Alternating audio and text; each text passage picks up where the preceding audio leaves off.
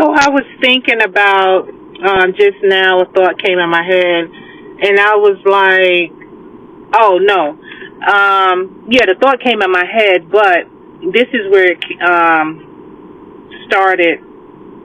I was watching a TED Talk with Candace W. Jones, a medical professional, and she said the quote, "We repeat what we don't repair."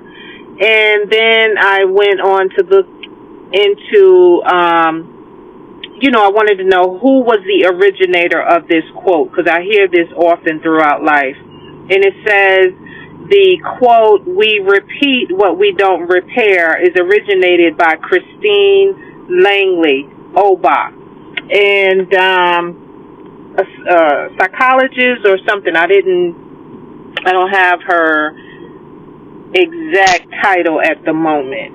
But, and then later on, so recently after that, I started thinking about the energy of people around me. Like, what came in my head was sometimes people will say, and you see it on an email, or you see them pointing their fingers at other people, or saying mindfulness. You just got to have mindfulness, and what you need to do is work on mindfulness. But they never give like detailed instructions to do that, or they just point the finger when they hear something they don't like, or when they trying to target someone in a negative manner, or it just doesn't come out right the way they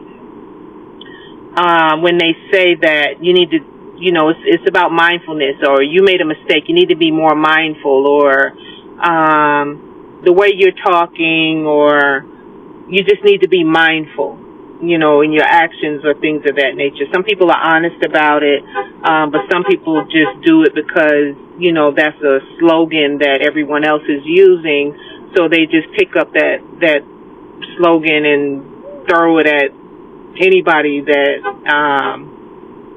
either just to shut them up, or, target them, or anything of that nature. And so then I went on to think about people around me, right?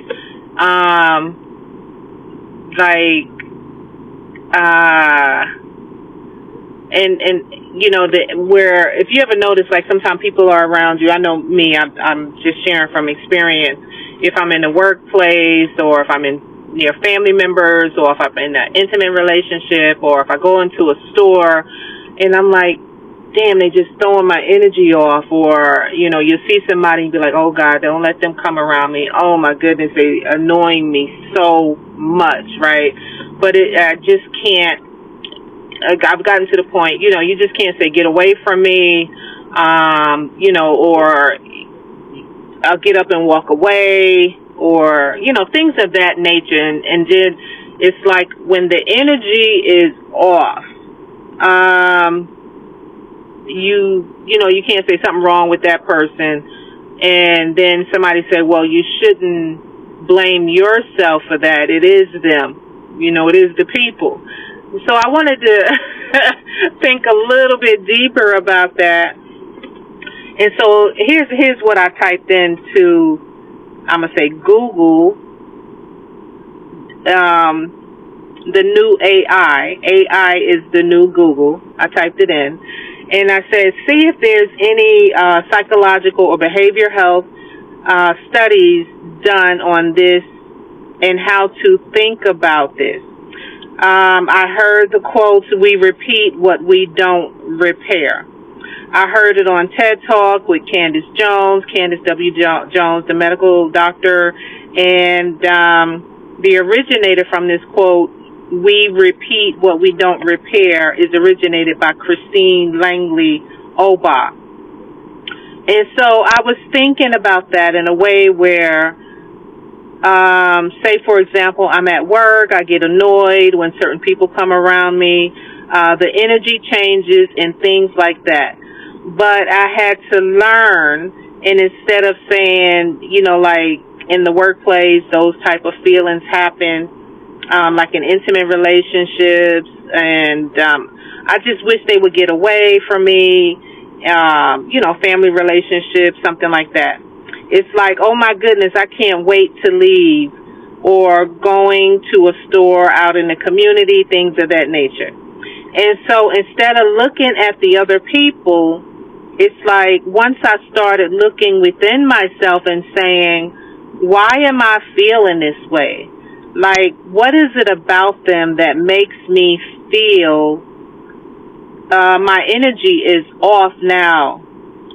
Like it must be something about the person that's not matching with my energy or my feelings of comfortability. Like, yeah, there may be something wrong, but I learned once I learned to acknowledge this and look deeper within myself, it became a better view, and I don't know how to explain that. It became a better feeling of I knew how to adjust my breathing. When I felt those feelings coming up, which would make me feel like how they describe anxiety, or I would just, do the breathing techniques, or I would just walk away. And, I don't know how to think about that. That's what I wrote into AI, the new Google. So they they came back with this, and I wanted to share it today as I'm sharing out loud as I, process my thoughts for me, and it may give somebody else another way to think as well, So I love sharing. There's a strong psychological and behavioral health research supporting the idea that we repeat what we don't repair, especially within relationships, workplace dynamics, and personal responses to discomfort or triggers.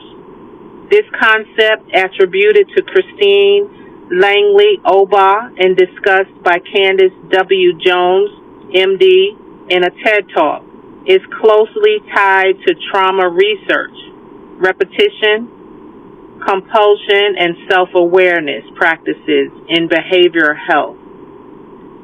So the science of repetition and repair. Research shows that people often repeat dysfunctional relationship patterns. That's interesting for me to know.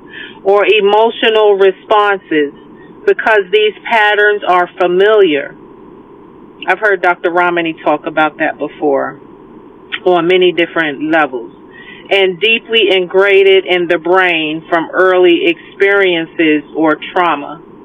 The neurological principle, what fires together, wires together.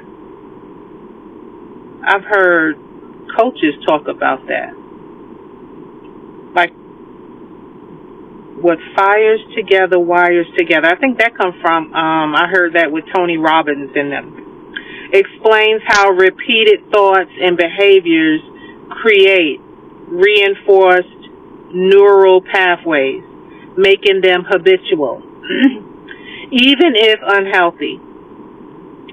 So Freud, I guess he's talking about Sigmund Freud, called this phenomenon repetition compulsion, where individuals unconsciously recreate traumatic situations in an attempt to gain mastery or resolution.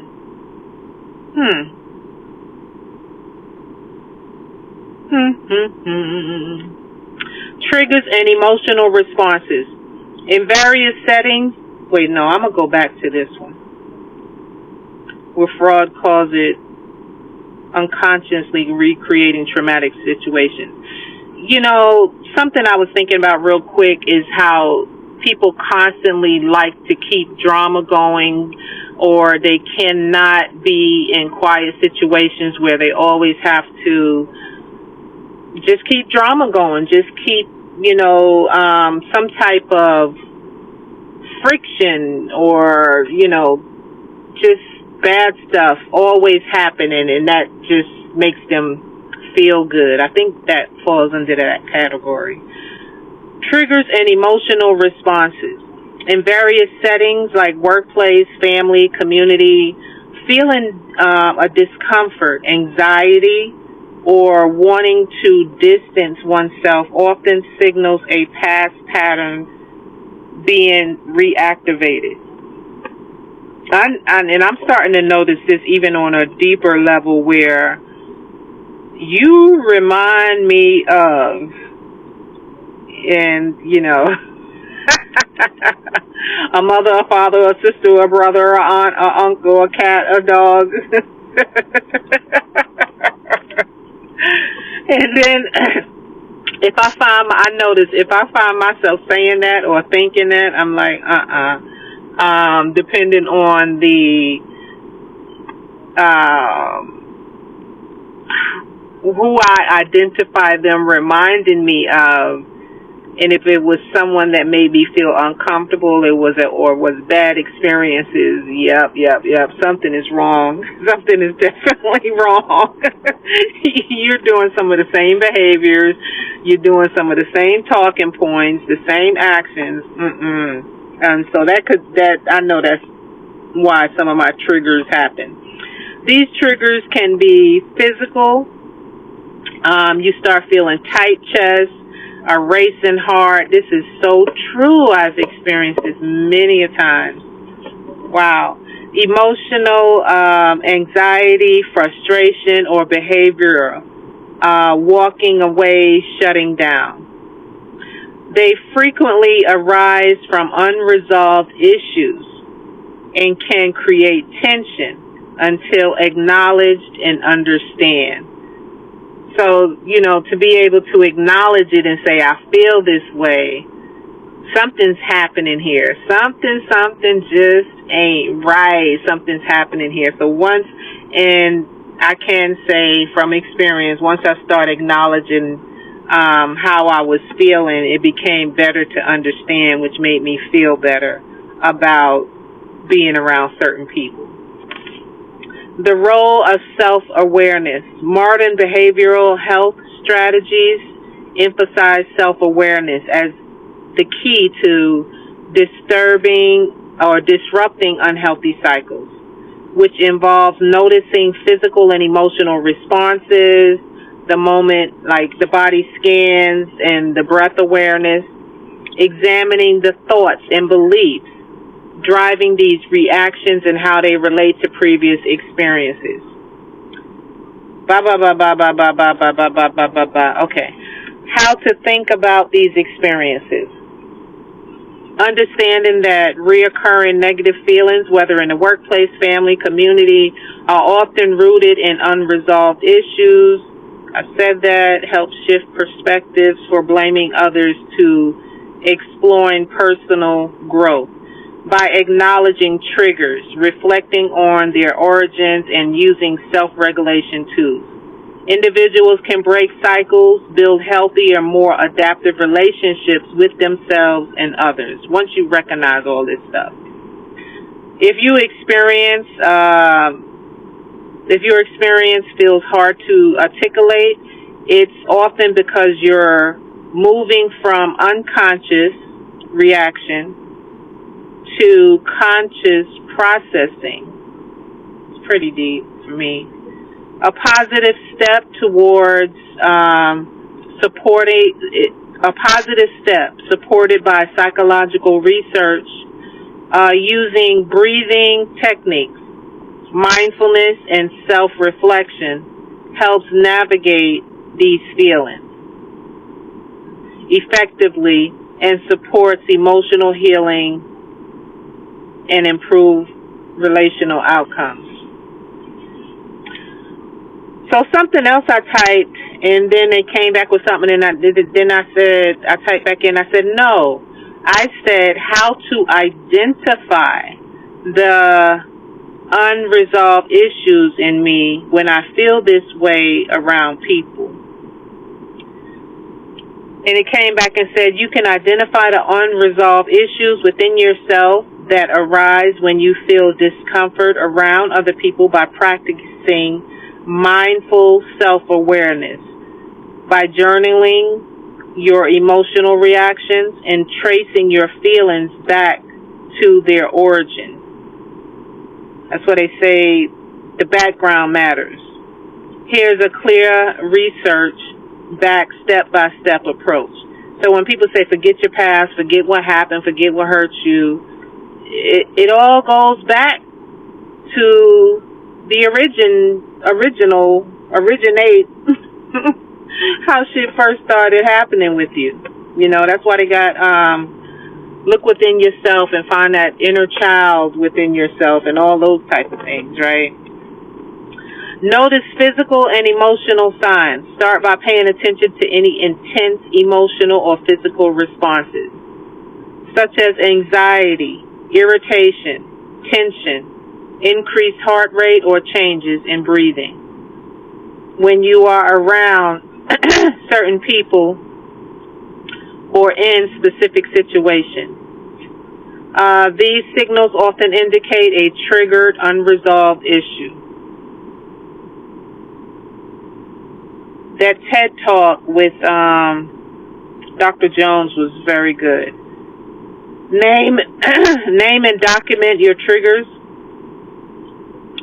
Keep a trigger journal and jot down what happened, who was involved, how you felt, and what thoughts ran through your mind in the moment.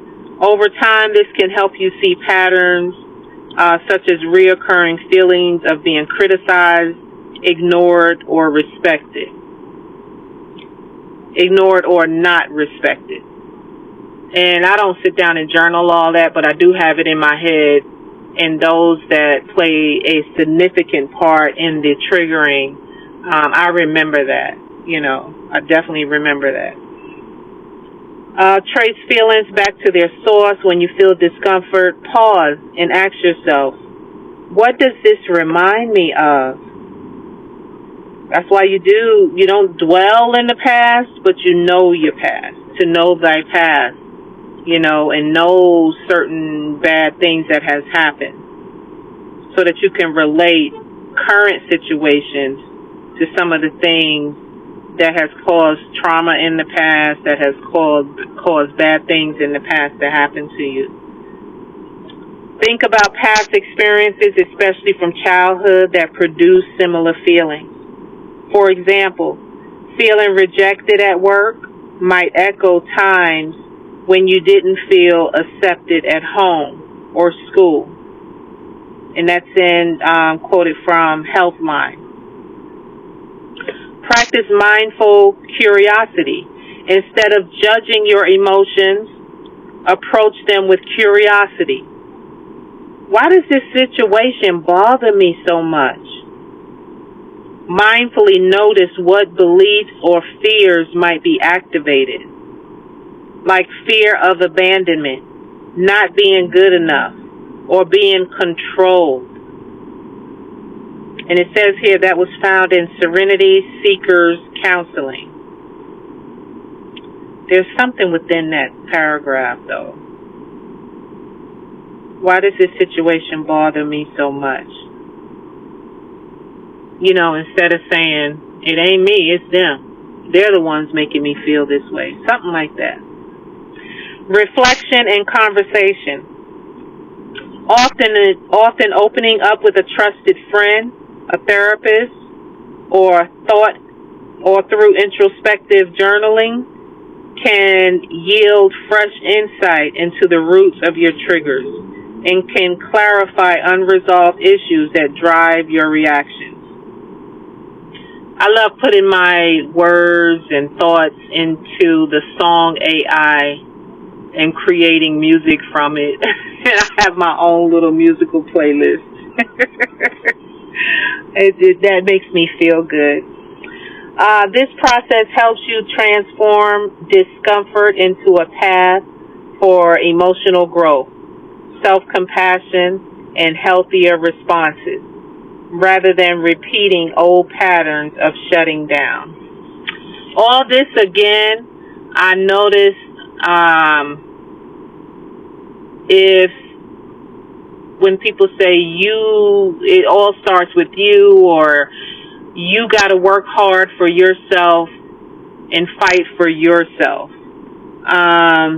Those that I've noticed, and I don't need to be talking about nobody but myself, but the reason I mention it is because I give myself grace and I say, okay, you know, when looking at those that are hard, they don't want to hear nothing, they have the it's never me type attitude, it's always someone else, you know, or they always try to, when they talk to you, talk about something and someone else so that they hide who they really are.